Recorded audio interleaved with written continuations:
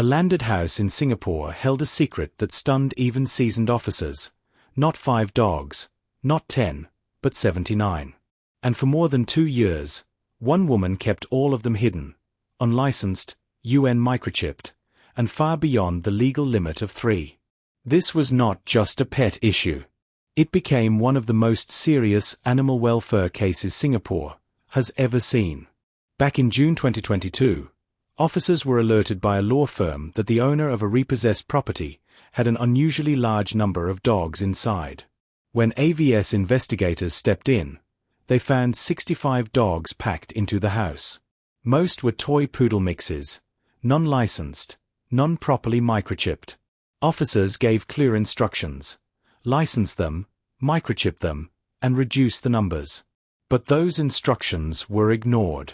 Multiple follow-up checks came in the months after. Each time, things got worse. Instead of reducing the number of dogs, the count climbed. By 2024, the total reached 79, more than 26 times the legal limit. Officers issued formal directives. They gave deadlines. They even warned the owner, 50-year-old Julia Nicole Moss, that she needed to microchip every dog within 90 days. Still, she did not comply. Moss said she was preparing to move to Dubai with her dogs, claiming she needed time and funds. But in court, prosecutors described this as a delaying tactic. There was no proof of the move, no proof of extra money coming in, and no sign that she intended to follow any of the rules. By late 2024, AVS vets had to step in and microchip 71 of the dogs themselves. Even then, the cost of the vet work went unpaid. Soon after, Moss moved all the dogs out of the repossessed house without telling the authorities where they were going. It took months before a public tip-off helped officers trace the dogs to a rental home in Sembawang. When officers arrived, they found dozens of dogs still unlicensed and overcrowded inside the unit. Moss surrendered 37 of them, but it still wasn't enough to avoid harsher action.